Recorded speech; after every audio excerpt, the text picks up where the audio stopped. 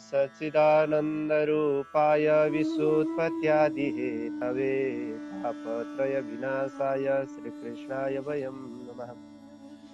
गुरुर्ब्रह्मा गुरुर्विष्णु गुरुर्देव महेश्वर गुरुर्साक्षात् परब्रह्म तस्मै श्री गुरवे नमः। जेहि पर कृपा करहि जन जानी कवियो राजि नर चावहि वाणी मोरी सुधारी सो शबवाती जासु कृपा नहीं कृपा गाती। ओम हराय नमः। ओम परमात्मा ने नमः। कृष्ण चंद्र भगवान की जय हो। राधा रमण भगवान की जय हो। भागवत भगवान की जय हो। श्रीमद् भागवत महापुराणको चर्चा परिचर्चा सत्संग गर्ने क्रममा भगवानको अमोघ लीलाहरूको वर्णन भएको श्रीमद् भागवतको पञ्चम स्कन्धको 16औं अध्याय यानि कि 16औं अध्याय लिएर आज पनि हामीहरू उपस्थित भइसकेका छौँ। यो अध्यायमा अब भुवनको शादीका वर्णनहरू आएको छ। राजा परीक्षितले भन्नुहुन्छ, राजोवाच उक्त त्वया भूमण्डलाया मविशेषो यावदादित्यस्तपति तत्र यत्र चासौ ज्योतिषां गणेशचन्द्रमा वा सह दृश्यते। हे सुखदेव स्वामी, जहाँसम्म सूर्यको प्रकाश छ त्यहाँसम्म तारागण सहितका चन्द्रमाहरू देखिन्छन्। त्यहाँसम्मको सम्पूर्ण भूमण्डलको वर्णन हजुरले गर्नुभयो। तत्रापि त्यो भूमण्डलमा पनि हजुरले राजा प्रियवतको रथको पाङ्राले बनाएका खाल्डाहरूमा 7वटा समुद्रहरूले त्यसलाई भाग लगाएको कुराहरू पनि हजुरले भन्नुभएको थियो। अब म ती भाग लगाइएको द्वीपहरूको परिणाम कत्रो छ, त्यो द्वीपहरू कत्रा कत्रा छन् र त्यसका लक्षणहरू के हुन् भनेर त्यसको विस्तार पूर्वक जान्न चाहन्छु, त्यो मलाई भन्नुहोस् भनेर चाहिँ भनिसकेपछि भगवानको चाहिँ भन्नुहुन्छ, भगवतो गुणमय स्थूल रूप, भगवानको सगुण है, निर्गुण होइन, सगुण स्थूल रूपलाई लगाउने बानी परेको मेरो मन बिस्तारै स्वयं प्रकाशित ब्रह्म तत्वमा परब्रह्म तत्वमा चाहिँ लगाउने मन छ, अथवा त्यो सूक्ष्म रूपमा पनि लगाउन चाहन्छु, म त्यतापट्टि लाग्न चाहन्छु। अतः हे गुरुवर, भगवानको स्थूल रूपको र यस ब्रह्माण्डको विस्तार रूपको वर्णन गर्नुहोस् भनेपछि श्री ऋषिरुवाच, ऋषि भन्नाले यहाँ को भन्ने बुझ्नुपर्छ भने सुखदेव स्वामीले राजा परीक्षितलाई भन्नलाई सुखदेव स्वामीलाई ऋषि शब्दको प्रयोग गरिएको छ। सुखदेव स्वामी भन्नुहुन्छ, हे राजन, मानिसहरूले देवताको जत्तिकै लामो आयु आएका भए तापनि भगवानको मायाको विस्तार यति नै छ भनेर कसैले जान्न या बुझ्न र वर्णन गर्न सकिँदैन। त्यसैले भूगोल सम्बन्धी जुन मुख्य कुराहरूको नाम रूप परिमाणहरू छ त्यो म सामान्य रूपले व्याख्या गर्दै जान्छु, वर्णन गर्छु, त्यो तिमी राम्रोसँग सुन भनिसकेपछि यो चाहिँ अत्यन्तै वैज्ञानिक छ। अहिलेको वैज्ञानिकहरूले खोज्ने हो भने पनि यो कुराहरू भेटिन्छ। यस्तै नै छ है। यो पृथ्वी मण्डलमा चाहिँ एउटा ठुलो कमलको फुल जस्तो छ। यो पृथ्वी मण्डल जुन छ यो एउटा कमलको फुल जस्तो छ। यसमा चाहिँ 7वटा द्वीप यसका कोषहरू हुन् भने मध्य भाग जस्ता छन्, कोष या तिनका मध्य भाग जस्ता छन्। ती कोष रूपी 7वटा द्वीपमा हामी बसेको जस्तो जम्बू द्वीप छ, त्यो सबैभन्दा भित्रको कोष हो। जम्बू द्वीप सबैभन्दा भित्रको छ, सबैभन्दा बीचमा चाहिँ जम्बू द्वीप छ। यसको विस्तार 1,00,000 योजन छ भने यसको आकार कमलको पात समान गोलाकार छ। कमलको पात जस्तै गोलो छ यो हैन। यसको विस्तार चाहिँ 1,00,000 योजन छ। बीचको सबैभन्दा पहिला भित्री भाग भनेको कुन हो? जम्बू द्वीप हो, जुन चाहिँ हामी बसेको द्वीप हो। हामीले जहाँ चर्चा गरिरहेका छौँ त्यो द्वीप हो भन्दै हुन्छ। यस द्वीपमा 9,000 योजन विस्तार भएका रम्यक, हिरणमय आदि गरेका 9वटा वर्षहरू छन्। तिनै 9वटा वर्षको सीमा बनेर 8वटा पर्वतहरू रहेका छन्। त्यसले प्रत्येक वर्षलाई बेग्ला बेग्लै बनाएर छुट्याएका छन्। यी 9वटा वर्षको माझमा इलावृत नाम गरेको वर्ष 10औं वर्ष छ। इलावृत नाम गरेको वर्ष छ।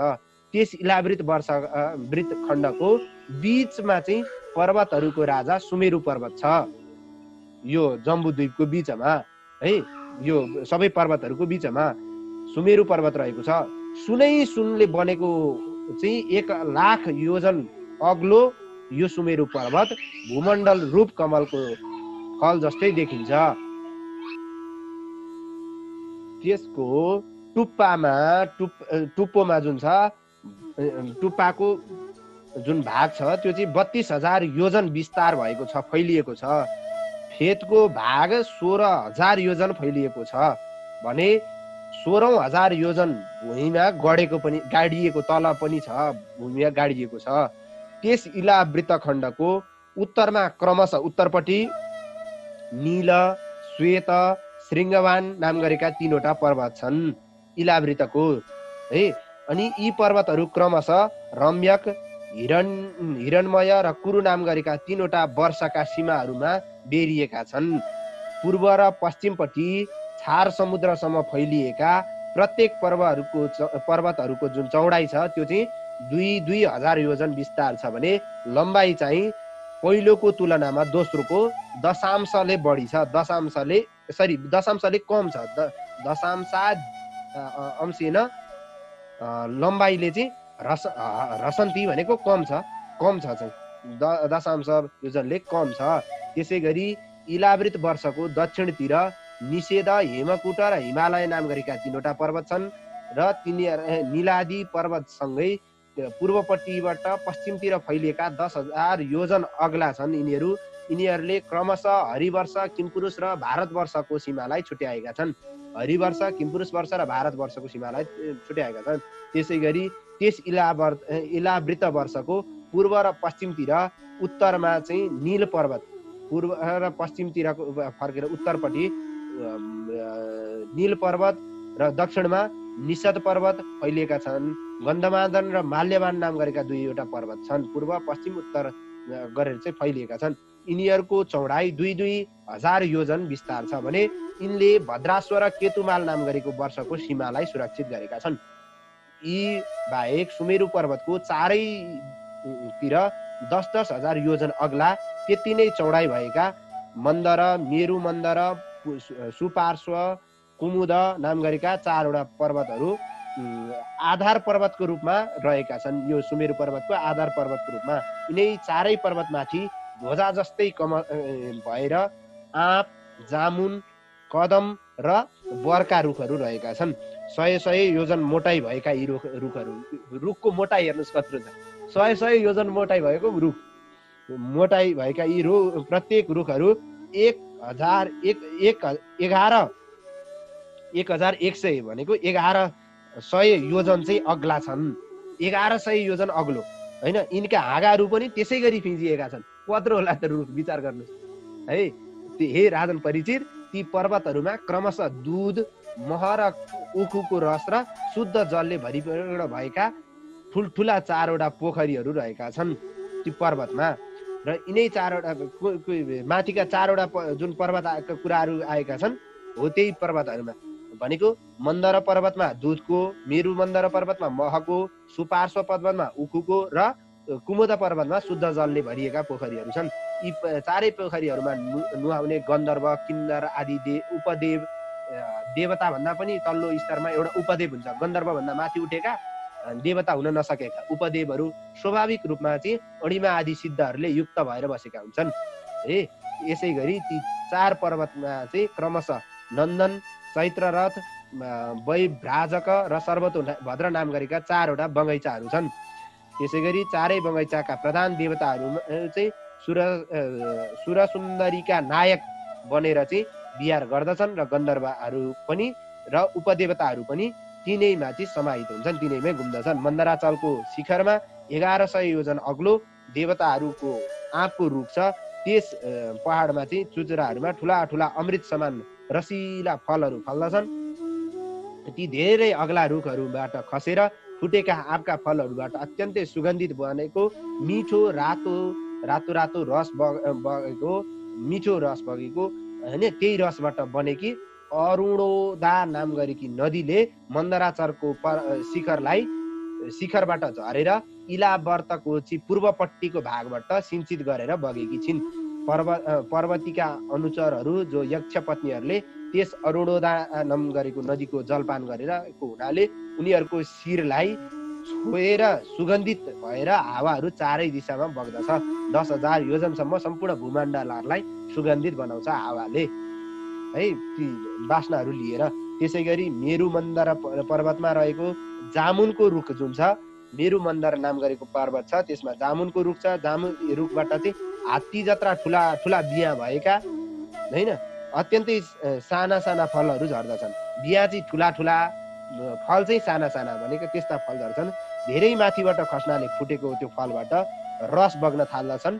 जम्बू नाम गरेकी नदी जुन भएको कारण मेरु पर्वतको 10,000 योजन अग्लो चुचुराबाट झरेर इलावर्त खण्डको चाहिँ दक्षिण भागलाई सिंचित गर्दै बगेकी छिन् जम्बू नाम गरेकी नदी। त्यस जम्बू नदीको चाहिँ दुवै किनारको बाटो यस नदीले को रसले भिजेर जब सूर्य र हावाको संयोग हुन्छ तब त्यही सुक्छ, त्यही माटोमा चाहिँ त्यो मिल्छ त्यो, अनि देवलोकलाई विभूषित पार्ने जम्बू नद नाम गरेको उत्तम सुन बन्दछ। हो त्यो सुन बन्ने काम चाहिँ केले हुँदो रहेछ भने त्यही त्यो जामुनको रुखबाट खसेको फलको कारण बनेको रहेछ भन्ने बुझ्नु पर्यो। र अहिले हामी पनि जम्बूद्वीपमा छौँ, यही जम्बूद्वीपको कुरा गरिरहेको हो। यो चाहिँ कहाँबाट रहेछ भन्दा इलावर्त मेरु पर्वतबाट चाहिँ खसेको रहेछ। मेरु पर्वतबाट इलावर्त खण्डको दक्षिण भागलाई सिंचित गर्दै खसेको रहेछ। त्यस जम्बू नद नाम गरेको उत्तम सुनलाई देवता, यक्ष र गन्धर्वहरूले आफ्ना पत्नीहरू सँगै मुकुट, बाला, सिक्री आदि बनाएर लगाउँछ देवताहरू, सारा गन्धर्वहरूले होइन। सुपार्श्व पर्वतमाथि चाहिँ जुन ठुलो कदको रुख छ त्यसमा चाहिँ 5वटा प्वालबाट 5-5 अग्लो बराबरका महका धाराहरू लाग्दछन्। महका धाराहरू सुपार्श्व पर्वतको चुचुरोबाट तल झरेर इलावर्तको पश्चिम भागलाई चाहिँ सुशोभित बनाउँदै बग्दछन्।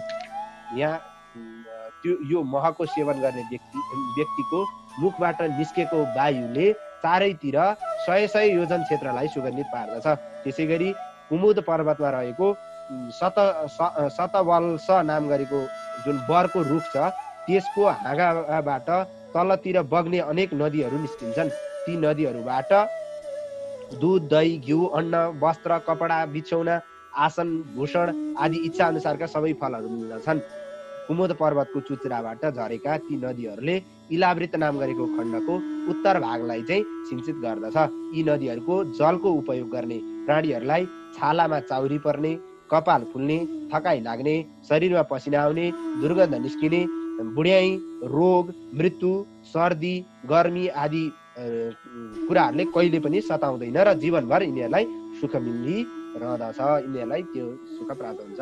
कमलगट्टाको चारैतिर केसर रहे जस्तै यस सुमेरु पर्वतको चाहिँ फेदको चारैतिर कुरङ्ग, कुरर, कुसुम्भ, वैकङ्क, त्रिकुट, शिखर, पतङ्ग, रुचक, निषद, श्रीनिवास, कपिल, शङ्ख, वैदुर्य, जारुदी, हंस, ऋषभ, नाग, कालञ्जर, नारद आदि गरेका 20वटा पर्वतहरूले घेरेका छन्। यिनका अतिरिक्त मेरुको चाहिँ पूर्वपट्टि जठर र देवकुट नाम गरेका 2वटा पर्वत छन्।